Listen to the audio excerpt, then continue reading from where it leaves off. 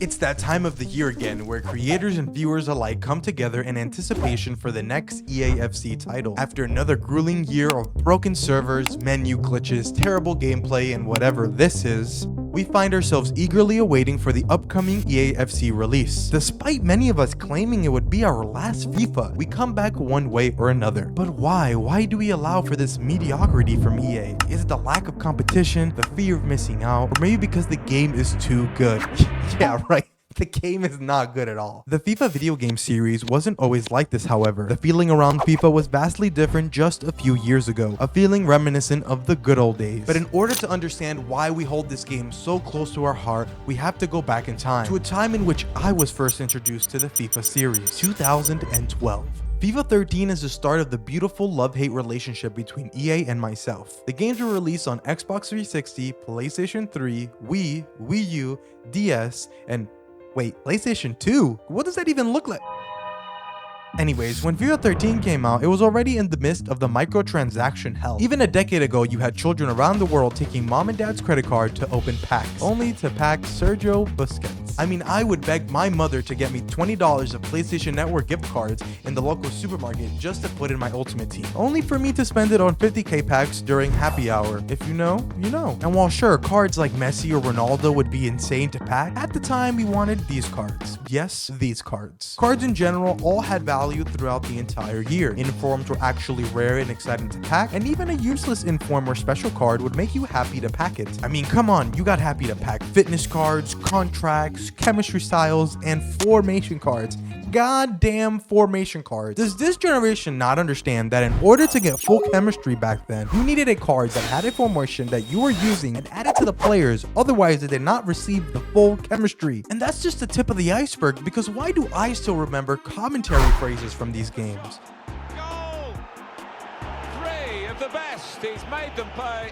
And that completes a wonderful hat-trick. Something has to be said for sound effects in video games and its impact on the consumer, from the commentary, stadium sounds, and of course, the music. Like, why the hell, after all these years, do the old FIFA titles have such great music? I honestly think it's uncalled for, because what does On Top of the World by Imagine Dragons have to do with football? Or if we go to FIFA 14 with John Newman's Love Me Again, or Dreaming from Small Pools, arguably two of the best songs in FIFA history. Music in video games is super important for the feel of the game. Think of Minecraft and its music, for example. Minecraft without the music is a completely different game, and the feel of these older FIFA titles have transcended over decades. Songs within the first ever FIFA titles are iconic tracks to this very day. It's so iconic that for some people, including myself, the music in these games makes us remember all the good times we spent on them, all the goals scored with that overpowered cheap gold card or that overpowered silver card, those last minute winners to secure the Champions League in career mode, the insane goal you scored with you and your friends in pro clubs. Your brain actually gives you these positive signals because they bridge the connection between the good vibes of the music and the good moments in the game as almost one and the same. As time goes on, it seems EA have lost their touch when it comes to music, even resorting to putting old soundtracks in the game instead of bringing new music for this generation to enjoy. Despite those differences though, the FIFA community wasn't much different to today's game. Like back in FIFA 13, good luck passing the ball in the box before the guy you're playing sends you death threats for being sweaty. Similar enough to today though, when the games require you to be sweaty in order to play online in the first place. There is one thing that I will disagree with the majority here. These older FIFA games were never good. Some of us believe the whole back in the day spiel. FIFA back then was just as bad. The games are more tolerable, yes, but these games have never and never will be good. Don't think for a moment just because you score a 40-yard screamer that means the gameplay was so much better. The reality is that the game was more tolerable and just plain fun to play. It was that arcade-like experience that gave you that sense of better gameplay. Just like when you had no idea how to do skill moves at all, and you would just move your analog stick until something happened, or shooting from outside the box because you felt that playing football like real life was just way too boring. This innocence allowed you to play the game freely, and luckily for a lot of us, we would sometimes be rewarded for playing like this. If anything, the innocence is what made it so special. While I do believe it does depend on the individual and their opinion on the game, I know that overall, gameplay as a whole has been bad for a very long time. For example, most people associate that time period and what you were doing at the time as an indicator indicator to why all those old FIFAs were so great. I, however, have something that I know none of us can debate on. While yes, very cringy, the content back in this era is untouchable. YouTubers like KSI, Road to Shore, Cal Freezy, Nepenthez, A9 Skills,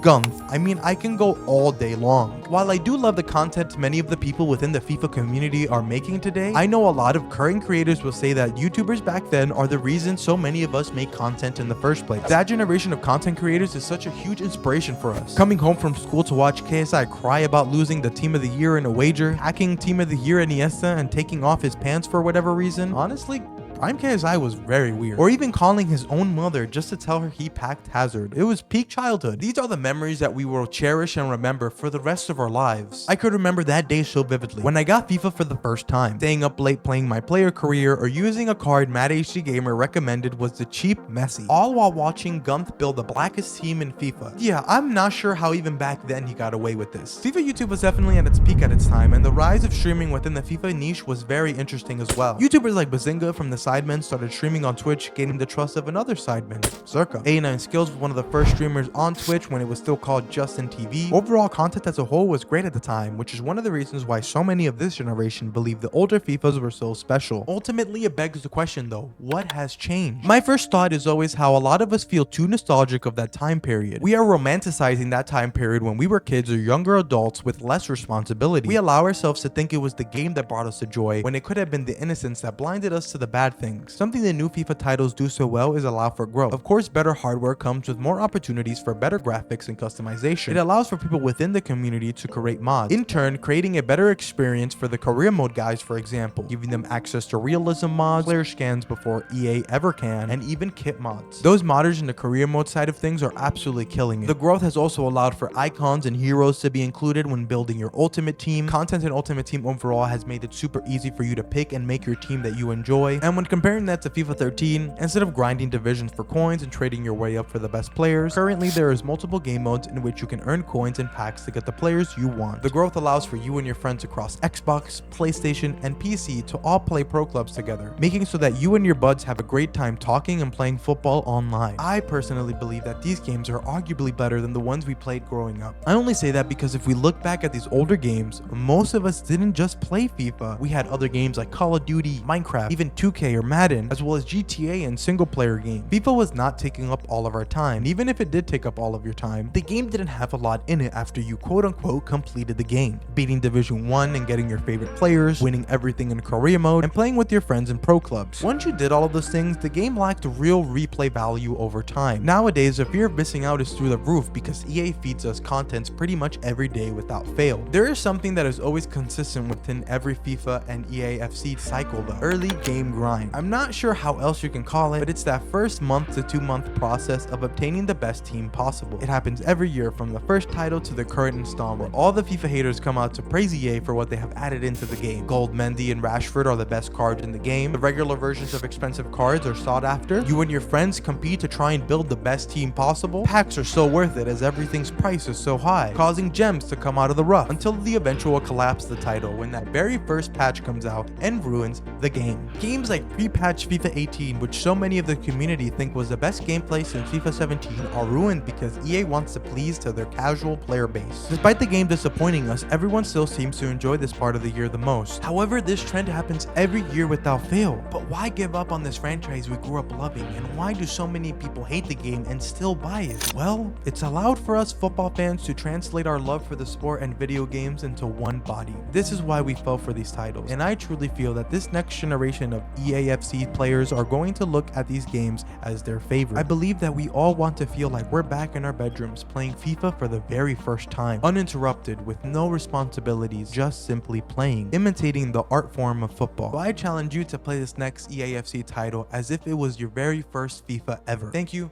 please subscribe, and YouTube thinks you'll love this video as well.